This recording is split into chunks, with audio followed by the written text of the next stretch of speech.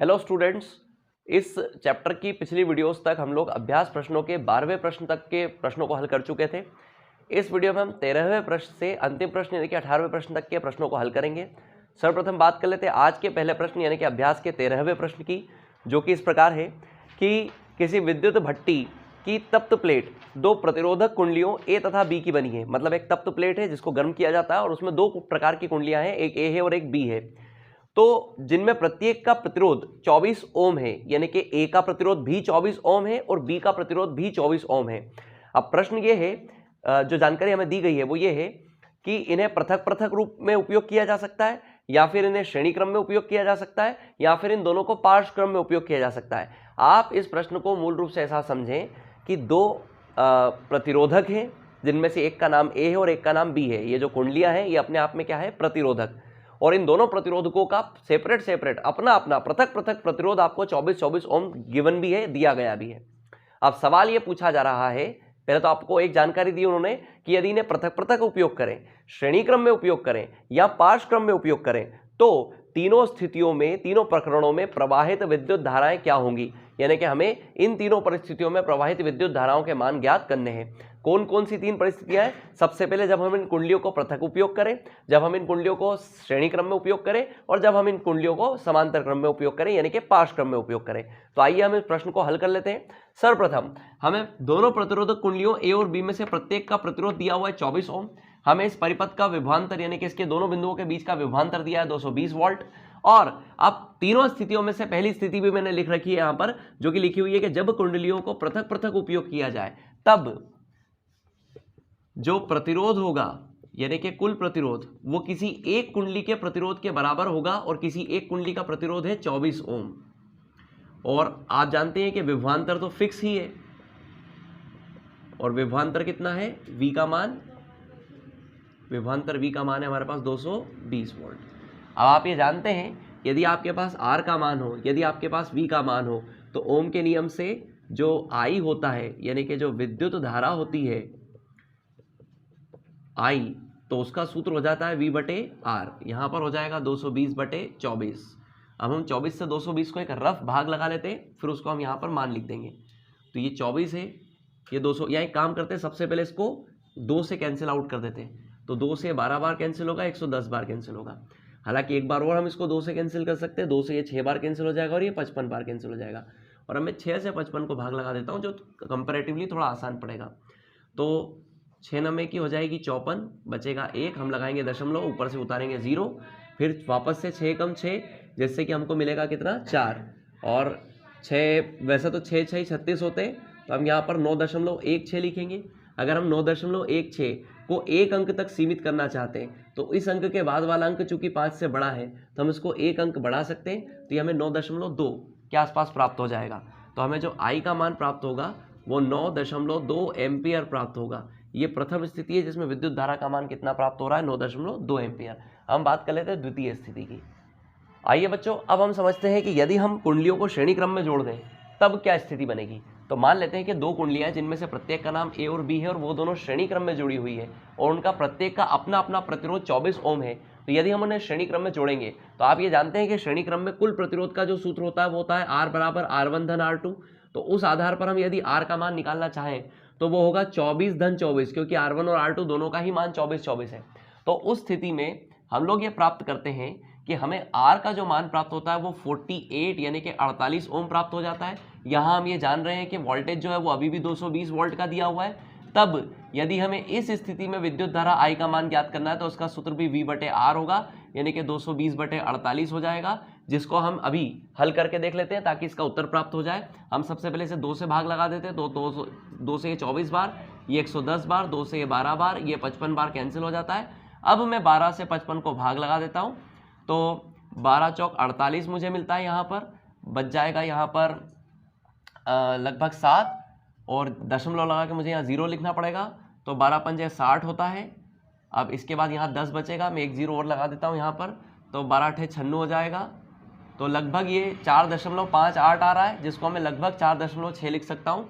तो मुझे दूसरी स्थिति में आई का मान यानी कि करंट का मान 4.6 एम्पियर प्राप्त हो जाता है। प्रथम स्थिति में वो 9.2 एम्पियर था, द्वितीय स्थिति में वो 4.6 एम्पियर मुझे प्राप्त होता है। अब मैं बात करता हूँ तृतीय स्थिति की। आइए बच्चों, अब हम देख लेते हैं कि समांतर क्रम में यानी कि पार्श्व क्रम में यदि हम कुंडलियों को जोड़ दें तो उस आधार पर जो विद्युत धारा का मान प्राप्त होगा वो कितना प्राप्त होता है। तो विद्युत धारा का मान प्राप्त करने के लिए हमें पहले दोनों कुंडलियों का कुल प्रतिरोध प्राप्त करना पड़ेगा। क्योंकि इस स्थिति में कुंडलियां पार्श्व क्रम में जुड़ी हुई हैं, इसलिए हमें पार्श्व क्रम में कुल प्रतिरोध निकालने का सूत्र उपयोग करना पड़ेगा, जो कि होता है 1/r, यहाँ RP भी लिख सकते हैं इसको, बराबर 1/r1 धन 1/r2। यदि मैं यहाँ पर इनके मान लिख देता हूँ तो मुझे मिलता है 1/24 धन 1/24, जिनका लघुत्तम ये सब 1/r के बराबर चल रहा है, तो इन दोनों का लघुत्तम भी मुझे 24 प्राप्त होता है। ऊपर मुझे 1 धन 1 प्राप्त होता है, जिसको मैं हल करता हूं तो मुझे 2/24 यानी कि 1/12 प्राप्त होता है। यानी कि 1/r का मान मुझे 1/12 मिल रहा है, तो उस आधार पर जो r का मान है वो मुझे 12 ओम मिलेगा। ये तो मिला मुझे कुल प्रतिरोध। चूंकि मुझे निकालनी है विद्युत धारा, और आप ये जानते हैं कि ओम का जो नियम होता है उसके आधार पर विद्युत धारा जिसे हम I से प्रदर्शित करते हैं, इसका मान होता है V/R। V का मान हमें प्रश्न में प्रदर्शित था 220, R का अभी रिसेंट मान जो हमने निकाला वो निकाला है 12। अब यदि हम इसे हल करते हैं तो 2 से सबसे पहले हम इसे भाग देते, तो 2 से ये 6 बार, ये 110 बार, 2 से ये 3 बार और ये 55 बार कैंसिल हो जाएगा। अब हम यहाँ पर इसको 3 से 55 को भाग लगा देते। जब मैं 3 से 55 को भाग लगाता हूँ तो यहाँ पर कुछ ऐसी स्थिति बनती है कि 3 एकम 3 बचेगा 2, ऊपर से हम 5 को नीचे लिखेंगे, 3 अठे 24 बचेगा फिर से 1, अब हमें दशमलव लगाना पड़ेगा, 3 तिया 9 और करके बार बार एक एक रिमाइंडर यानी कि शेषफल बचता रहेगा, तो बार बार यही मान प्राप्त होता रहेगा। तो हम इसे इकट्ठा 18.3 एम्पियर ही लिख सकते हैं।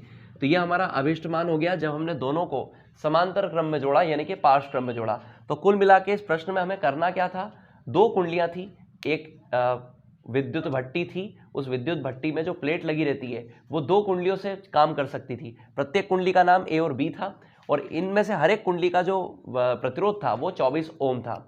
हमें यह कहा गया था कि यदि हम चाहें तो इन कुंडलियों को अलग अलग पृथक पृथक भी उपयोग कर लें, हम चाहें तो इन्हें श्रेणी क्रम में भी जोड़ दें, हम चाहें तो इन्हें समांतर क्रम में भी जोड़ दें। आपसे पूछा गया था कि तीनों परिस्थितियों में विद्युत धारा का मान क्या होगा। तो जब हम इन्हें पृथक पृथक जोड़ते हैं या पृथक पृथक उपयोग करते हैं तो हम इनमें से प्रत्येक का प्रतिरोध हमें 24 ओम प्राप्त होगा, और इस आधार पर यदि मैं विद्युत धारा का मान निकालूं तो V/R के मान से मुझे वो 9.2 एम्पियर प्राप्त हुआ।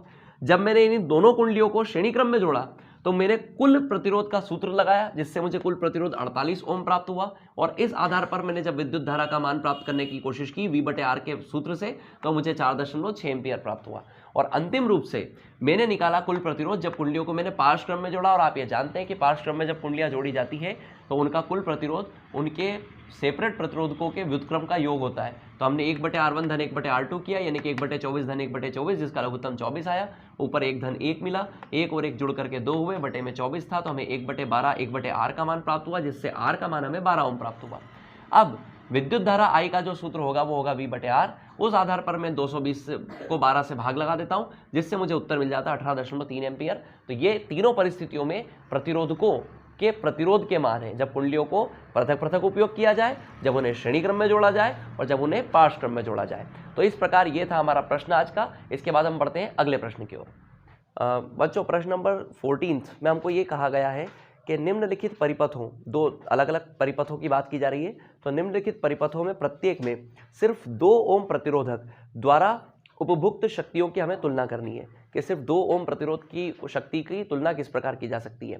तो पहली स्थिति में हमें 6 वोल्ट की बैटरी दे रखी है, यानी कि विभवांतर का मान 6 वोल्ट दिया हुआ है, और उनको संयोजित करना है 1 ओम तथा 2 ओम के 2 प्रतिरोधकों से, लेकिन ये दोनों प्रतिरोध श्रेणी क्रम में होने चाहिए। तो इनका श्रेणी क्रम संयोजन के आधार पर हमको इसको हल करना है। तो हमें इसमें शक्ति का मान निकालना है, दोनों स्थितियों में शक्तियां निकालनी है और उनकी फिर तुलना करनी है कि किस स्थिति में शक्ति अधिक और किस में कम है। तो आइए हम देखते हैं।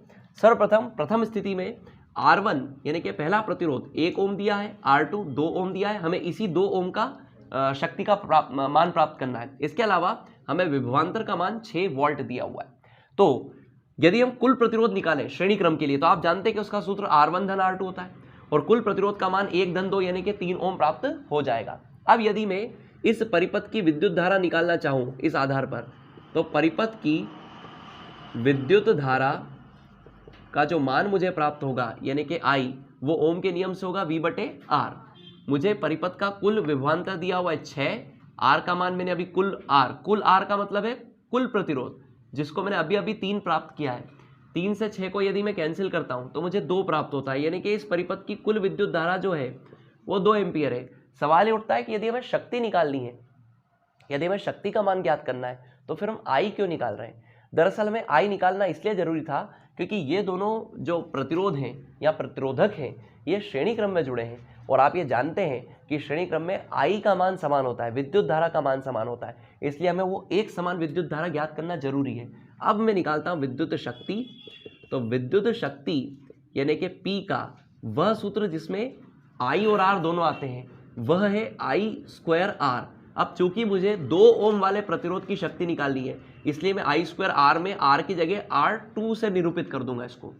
अब चूंकि मुझे P या इसको भी P1 लिख देता हूं, तो P1 बराबर I का वर्ग, I का मान है 2 एम्पियर जो पूरे परिपथ में एक जैसा है, तो 2 का वर्ग यानी कि 2 का वर्ग और गुणा में R2 का मान भी यहाँ पर कितना है 2।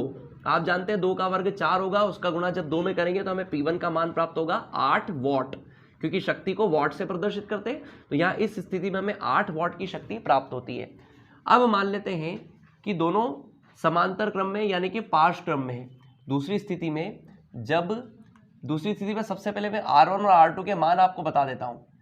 R1 का मान है 12 ओम और R2 का मान शायद 2 ओम ही है, तो R2 का मान जो है वो 2 ओम है, और यहाँ पर V का जो मान है वो दिया हुआ है 4 वोल्ट, तो यहाँ पर V का मान 4 वोल्ट दिया है। अब आप ये जानते हैं कि पार्श्व क्रम में विभवांतर एक समान होता है, पार्श्व जो क्रम होता है उसमें विभवांतर एक समान होता है, सबकी विद्युत धारा अलग अलग होती है। क्योंकि विभवांतर एक समान होता है तो इसका भी विभवांतर वही होगा और इसका विभवांतर वही होगा, यानी कि इस प्रतिरोध से जो विभवांतर होगा वो भी 4 वोल्ट का होगा और इस प्रतिरोध से जो विभवांतर होगा वो भी 4 वोल्ट का होगा, यानी कि विभवांतर 4 वोल्ट इसमें उपयोग किया जा सकता है। तो अब मैं जो शक्ति का सूत्र लगा रहा हूं, मैं यहाँ से डायरेक्ट शक्ति निकाल सकता हूं, मुझे अब संयोजन करने की कोई जरूरत नहीं है श्रेणी क्रम या समांतर क्रम, मैं यहाँ से डायरेक्ट विद्युत शक्ति का मान प्राप्त कर सकता हूँ। तो यहाँ से जो विद्युत शक्ति मिलेगी उसका सूत्र हो जाएगा P बराबर V²/R। अब आप तो जानते ही हैं, यहाँ हम इसको P2 से प्रदर्शित कर देंगे क्योंकि P1 हम ऑलरेडी निकाल चुके हैं, तो P2 बराबर हो जाएगा V का वर्ग, और R की जगह तो R2 ही रहेगा क्योंकि हमें R2 के लिए निकालना है। तो V का वर्ग यानी कि 4 का वर्ग यानी कि 4 गुणा 4 बटे R2 का मान हमारे पास कितना है 2, तो 4 चौक ये हो जाएगा यहाँ पर 16, और 16 को 2 से भाग लगाएंगे तो यहाँ भी हमें कितना मान प्राप्त होगा 8 वॉट। तो दोनों ही स्थितियों में विद्युत शक्ति का मान जो है वो बराबर है, यानी कि P1 और P2 अंत में हम क्या कह सकते हैं कि आपस में क्या है बराबर। तो तुलना करने पर P1 और P2 का मान हमें एक समान आया, एक बराबर मिला। तो ये दोनों स्थितियों में था। अब आप इस सॉल्यूशन को अगर ठीक से समझना चाहें तो आप यहाँ पर एक चीज को अनुभव कर रहे होंगे कि ना सिर्फ यहाँ पहले दोनों प्रतिरोधकों को जोड़ा गया, उनका कुल प्रतिरोध निकाला गया, उससे विद्युत धारा का मान निकाला गया, तब जाकर के हमने विद्युत शक्ति निकाली। यहाँ पर हमने पहले प्रतिरोधकों का श्रेणी क्रम का सूत्र लगाया जिससे कुल प्रतिरोध मिला, फिर उससे कुल विद्युत धारा का मान निकाला, तब जाकर के हमने विद्युत शक्ति का मान निकाला, यानी कि हमने 3 स्टेप्स को फॉलो किया। जबकि यहाँ हमने कोई सी स्टेप नहीं निकाली, डायरेक्ट विद्युत शक्ति का एक सूत्र लगाया। इसका कारण क्या था? इसका कारण आप लोग इसके कॉन्सेप्ट को समझिए। आप ये जानते हैं कि ये श्रेणी क्रम में थे और ये समांतर क्रम यानी कि पार्श्व क्रम में थे। श्रेणी क्रम में सिर्फ और सिर्फ विद्युत धारा ही समान होती है, इसलिए विद्युत धारा का निकाला जाना आवश्यक था, तभी हम विद्युत धारा वाला सूत्र का उपयोग कर सकते थे।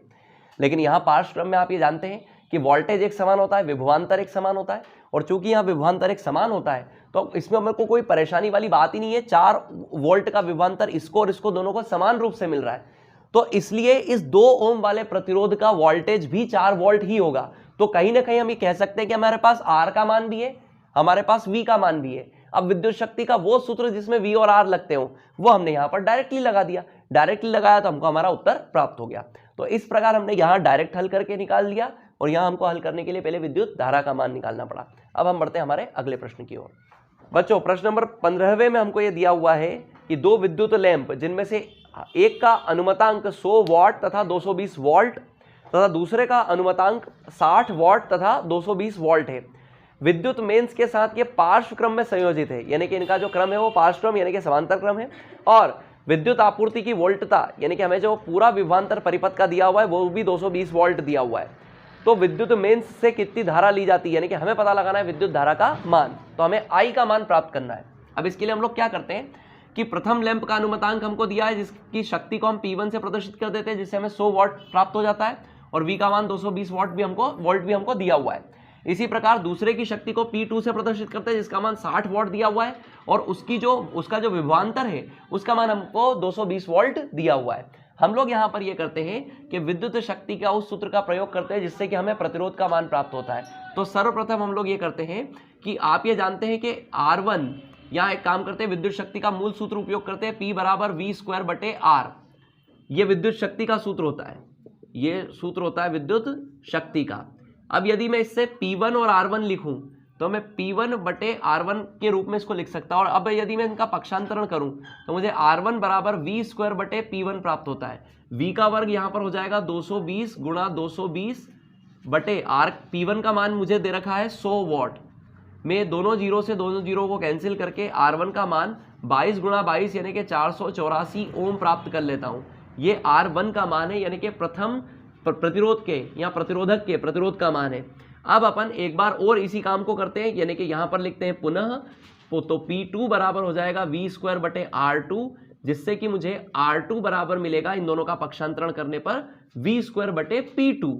और इस आधार पर यदि मैं R2 का मान प्राप्त करना चाहूँ तो मुझे R2 बराबर मिलेगा V का वर्ग यानी कि 220 गुणा 220/P2। P2 का मान मेरे पास है 60। मैं एक जीरो से एक जीरो को कैंसिल कर देता हूँ, 2 से 6 को कैंसिल करता हूँ 3 बार, इसको कैंसिल करता हूँ 11 बार। फिर 11 का 0 में गुणा करने पर 0, 11 दूना 22, 11 दूनी 22 और 2 24 और बटे में मुझे मिल जाता है 3। ये मुझे मिल रहा है R2 का मान जो मिल रहा है 2420/3। अब ये भी ओम में आएगा। अब यदि मैं ये दोनों प्रतिरोधकों के अपने अपने प्रतिरोध है, यदि मैं इस परिपथ का कुल प्रतिरोध प्राप्त करना चाहता हूं तो मुझे पता होना चाहिए कि दोनों किस रूप में जुड़े हुए हैं। तो प्रश्न ने मुझे दे रखा है दोनों पार्श्व क्रम में जुड़े हुए हैं, तो जो कुल प्रतिरोध हो जाएगा उसको निकालने के लिए मुझे पार्श्व क्रम के सूत्र का उपयोग करना पड़ेगा। तो जो कुल प्रतिरोध निकलेगा जिसे मैं R से प्रदर्शित करूंगा उसका सूत्र होगा 1/R बराबर 1/R1 धन 1/R2। जब मैं इस सूत्र में R1 और R2 के मान रखता हूं तो मुझे 1/484 जो कि R1 का मान है और 1/2420/3 जो कि R2 का मान है, इस प्रकार रखना होता है। जब मैं इन्हें हल कर लेता हूं तो सर्वप्रथम एक स्टेप और हम आगे बढ़ा देते हैं। 1/484 धन ये 3 गुणा हो जाएगा 1 से, तो 3/2420 मिलेगा। जब इन दोनों का लघुत्तम लिया जाएगा तो वो 2420 आएगा। 484 से 2420 5 बार भाग चला जाता है तो 5 एकम हमें मिल जाएगा 5। इससे ये एक बार भाग जाएगा तो 3 एकम 3, यानी कि कुल मिलाकर के 8/2420 हमें 1/R का मान प्राप्त हुआ, जिससे R यानी कि इस परिपथ का कुल प्रतिरोध हमें मिल गया 2420/8 ओम। ये इस परिपथ का कुल प्रतिरोध है। क्योंकि हमें निकालनी थी यहाँ पर विद्युत धारा, तो विद्युत धारा का सूत्र जो होता है ओम के नियम से, विद्युत धारा का जो सूत्र होता है यानी कि I का जो सूत्र होता है वो होता है V/R। V का जो मान हमें प्रश्न में दिया था वो 220 था, बटे R का मान है 2420/8। यदि मैं इसे थोड़ा और हल करूं तो मुझे I बराबर मिलता है, ये 8 जो है ऊपर गुणा में चला जाएगा तो 220 गुणा 8 बटे मिलता है मुझे 2420। मैं इसे भी जहां तक हो सकता है हल करने का प्रयास करता हूं, जैसे कि 11 से मैं इसे 20 बार कैंसिल कर देता हूं और 11 से जब मैं इसे कैंसिल करता हूं तो 11 दूना 22, फिर 11 दूना 22 से 220 बार कैंसिल हो जाएगा, 0 से 0 कैंसिल हो जाएगा, 2 से 11 बार कैंसिल हो जाएगा, तो मुझे I बराबर 8/11 प्राप्त होगा।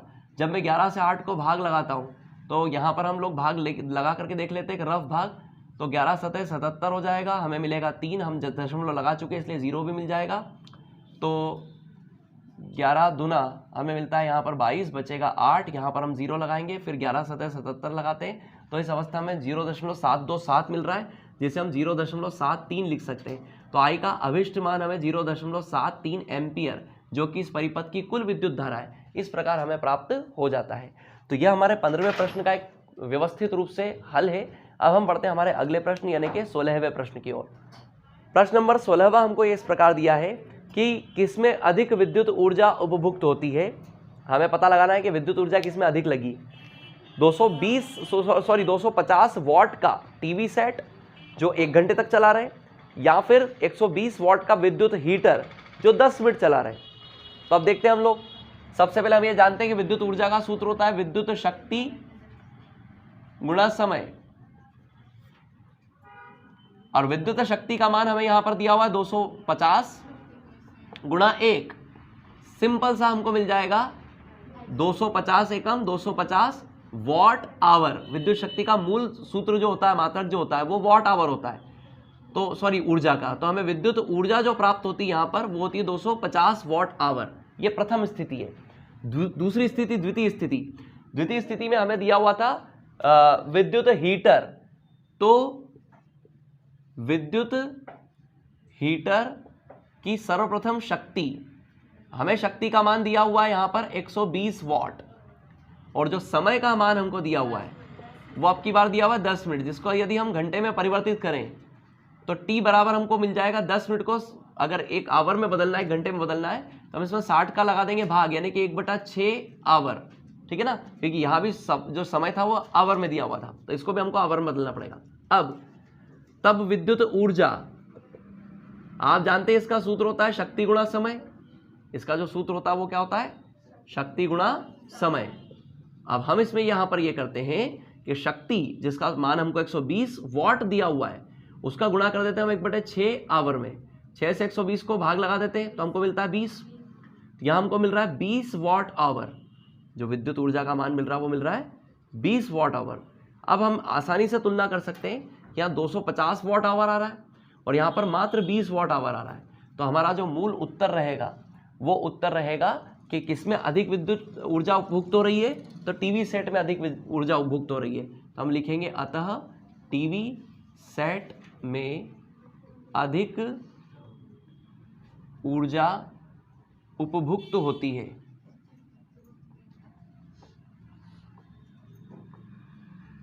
यह हमारा सामान्य उत्तर हो जाएगा।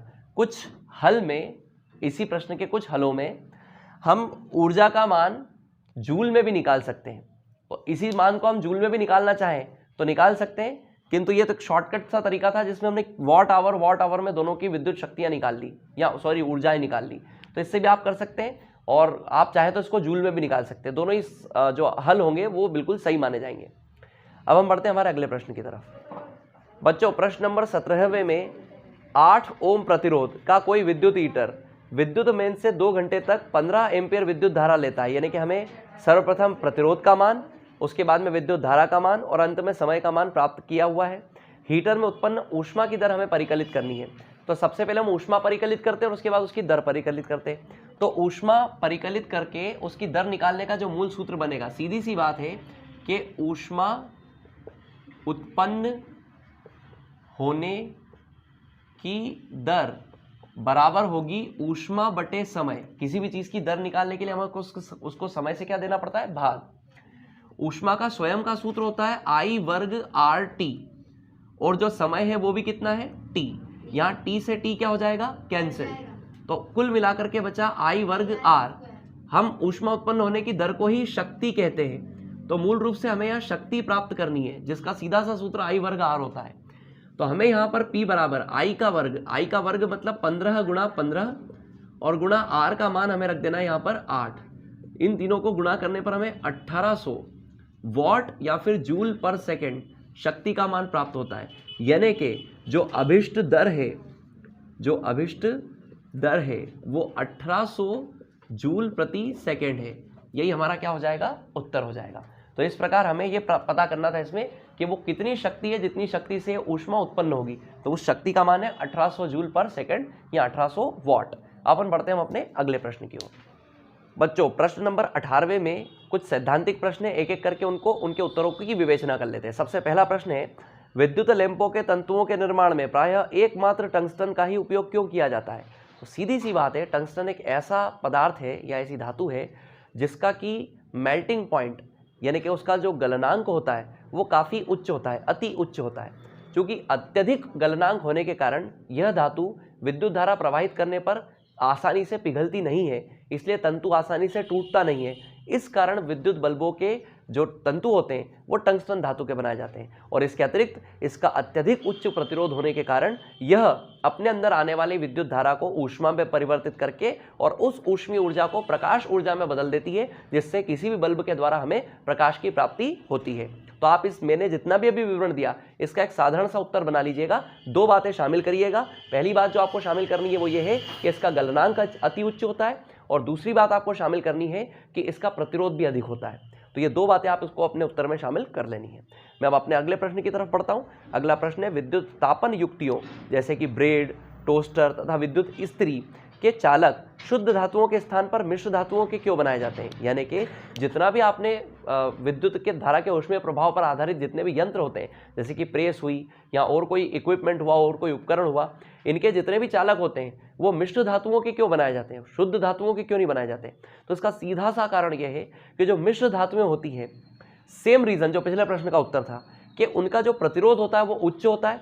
उच्च प्रतिरोध पर वो अपने अंदर आने वाली विद्युत धारा को सीधे सीधे रूप में ऊष्मा में परिवर्तित कर देती है, इसलिए ऊष्मा अधिक बनती है। इसलिए क्योंकि ये ऊष्मीय चालक है, सारे के सारे ऐसे उपकरण हैं जिनमें ऊष्मा की जरूरत भी पड़ती है। तो मिश्र धातुओं की एक खासियत होती है कि उनका प्रतिरोध उच्च होता है, उनके गलनांक भी उच्च होते हैं। तो प्रतिरोध और गलनांक के अधिक होने के चलते उनके अंदर जब विद्युत धारा आती है तो वो अपने अंदर आने वाली समस्त विद्युत धारा को, अधिकतम विद्युत धारा को ऊष्मा में परिवर्तित कर देते हैं, जिससे कि इस्त्री आसानी से गर्म हो जाती है और आसानी से हम प्रेस कर पाते हैं।